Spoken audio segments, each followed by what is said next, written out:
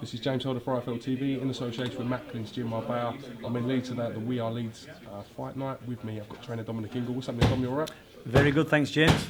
Good win for Bob Ajisafe tonight. Disappointing it wasn't for the Commonwealth title as planned, but nevertheless he moves on from here. Yeah, he'd done a lot of training for this fight for the Commonwealth. Big disappointment the fight didn't come off, but I'm sure somewhere down the line it will come off again.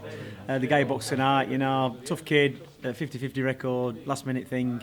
And with those type of guys, you can't hang around. You've got to get the job done, get them out of there quick.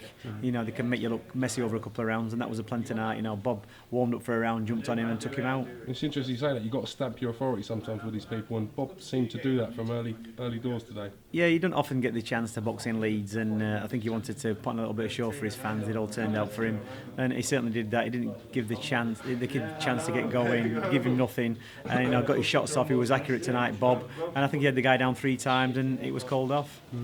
British champion Bob, as he says, he's the #1 in Britain now. Do you think he should be able to choose his fights, the fights that he wants? To be honest, realistically, there's not anybody really in the light heavyweights who I think can trouble him. And Bob's the type of fighter. He gets motivated by fear. He wants to be going up a level. Maybe European, get a couple of fights on, move on to the world. Get a crack at a world title if he can. He's 30, coming up 29, 30 years old now. Time's not on his side, and he's dedicated. He's always in the gym. He wants these fights. He's not one of these guys who wants to sit down and pick his opponents and the easy wins. To be honest, I mean tonight was an easy fight, but that wasn't the fight he wanted. He wanted the Commonwealth fight. But we're going to try and move him as quick as we can. We've had a word with Eddie. Get him if you can get him any fights. No problem. Put him on the Josh Warrington bills. And build him up and put him in the big fights, and that's what he wants. Some of the fighters at the Ingle gym take the headlines more than Bob Ajisafe, and he's an extremely talented fighter who sometimes goes a little bit under the radar.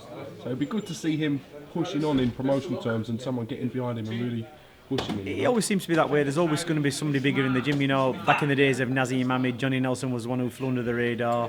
We've got KELL BROOK in the gym there, and everybody, comes under him, don't they? There's always going to be a big star, but we always pay attention to all the guys we've got. Bob's been in the gym for 3 or 4 years with us. We've got a good relationship. We've been into the trenches. When he boxed Tony Bellew, and we've got a good working relationship. We get on well. I understand what he's about, and I know he can put the work in, and he does put the work in. So whether they might fly under the radar a little bit in the media, but in the gym, they work as hard as anybody else, and that's why Bob gets the results. He puts in the hard work, and he does get the results. He's got a good team behind him.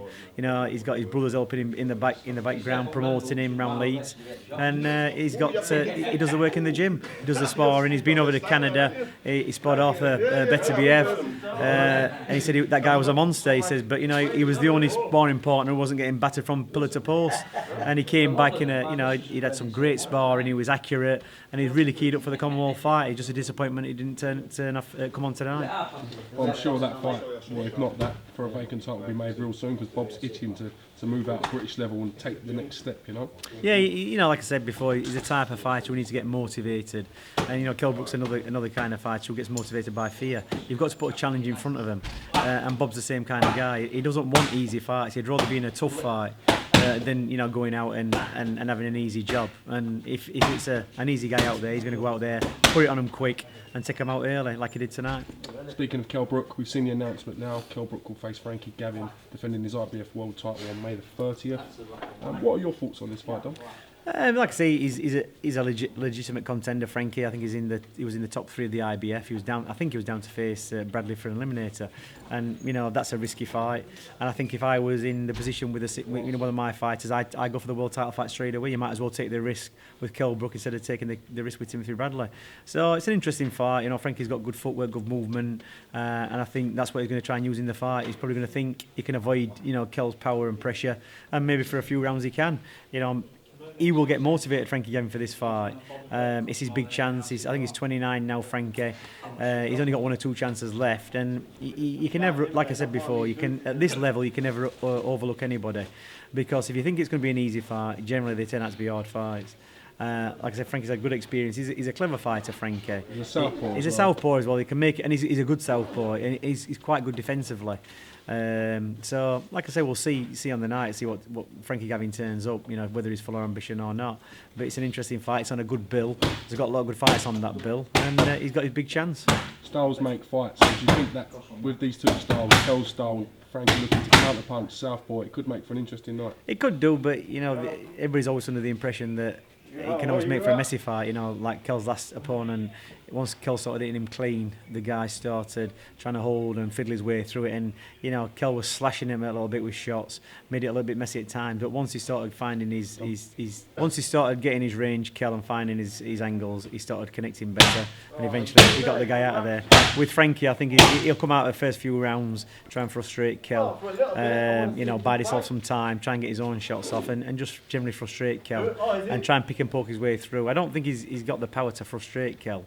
But Frankie's been in that position all his career, hasn't he? He's had to box his way through people, and he's done that. I watched a video of him today fighting Bundu, and he did remarkably well, because he got hit with some heavy shots in that fight, especially the body shot. And it's like when you've been hit with a body shot, to get off the floor from that, he was laid flat on the floor. He's got plenty of guts. So he got hit with some big shots in that fight, and he still got through the 12 rounds. He lost the fight, but to me, he's not going to be a pushover. If Kell thinks he's going to go in there and blast Frankie Gavin, he's got to think twice about that. You've got to be very calculated when you fight Frankie. Don't waste shots. Pick your shots well. Don't waste time. Don't get frustrated when you start walking into silly little counters. And Kell's got to be patient all the way through that fight. And eventually, I think, if he gets his timing right, he might stop Frankie later on. A lot of talk's been about Scott Quigg and Carl Frampton. Barring them two, probably the number 3 super bantamweight in the country, in a lot of people's opinion, is Barry. How close do you think Barry is from getting into a fight with Carl Frampton or Scott Quigg? Because he seems to be just on the outside looking in at the moment. Well, at the moment, even Quigg can't get a fight with Frampton, can he? I mean, Eddie's chucking money at Cole Frampton. Big money at Cole Frampton, and they can't pin him down. And it makes me wonder what it's going to take to make that fight. Obviously, Barry McGuigan's probably got another idea or another plan for Cole Frampton, and up to now, really, he hasn't done a bad job. He's got him into the world title position, and they're calling the shots. But I'm not sure how long that kind of money is going to be available, because I can't see any other fight for Frampton generating that type of money. And realistically, as a fighter, careers are short, and I think everybody's of the opinion that Frampton's going to be too tough and too smart for Quigg. And if it's a no-brainer, it's a no-risk fight, and Eddie don't want to be tying fighters into things, then realistically he should probably take the fight. So I think we've got to wait and see what happens with that one, because whether Cole's waiting for more money. I mean, I think Eddie offered him 1.5 million. I think that's good money for anybody. You don't generally see super bantamweights generating that type of cash. Very true. And you've got to look out for the fighter. You've got to look what's in the best interest of the fighter, not what you're trying to do yourself. I mean, you've got to take those fights. And I think it's a very more than a winnable fight for Cole Frampton. I think on his performances, he's a tough kid. Scott's just got his way through fights sometimes with quite mediocre opposition. So it's a no-brainer really. If I was in that position, I was training Frampton, I'd take that fight. I'd even take that fight in Manchester. The Frampton's fans will travel. It'd make a great fight in the Manchester arena. But sometimes people are adamant they're the champions and they want to do anything on their terms. I mean, we've got a similar situation with Amir Khan and Kell. Kell's the champion. A bit of reverse situation where, Kell's saying, look, I'll fight you, I'm the champion, and Khan's making all the excuses in the world. So it's not just happening at super bantamweight level, it's happening at every level, isn't it? People trying to pick their way through. Back in the day, everybody used to fight everybody, 3 or 4 times and generate massive fights and massive money. So we'll have to wait and see on that one, I think. Would you have any qualms of putting Kid Galahad in with either Scott Quigg or Carl Frampton? No, I'm saying this stage of his career? No, time will come. The time will come, won't it? But like I say, as a fighter, you've got to take those chances. When Nazim Ahmed boxed Robinson, he was only like 20, 21. Robinson was a mature man. He'd had, I think, 2 or 3 world title defences, and I don't think people give Naz a chance. He boxed him in his own yard in Wales, a packed arena, and Naz beat him up in 7 or 8 rounds. So you've got to take them kind of risks, and if you can't, I'd certainly wouldn't say no if the fight for Frampton or Quigg was offered. So we'll have to wait and see. We will wait and see indeed. Dominic Ingle, thank you very much for your time, sir. I can't thank you enough, and we look forward to catching you again real soon. No problem, James. Cheers, Dom. All right.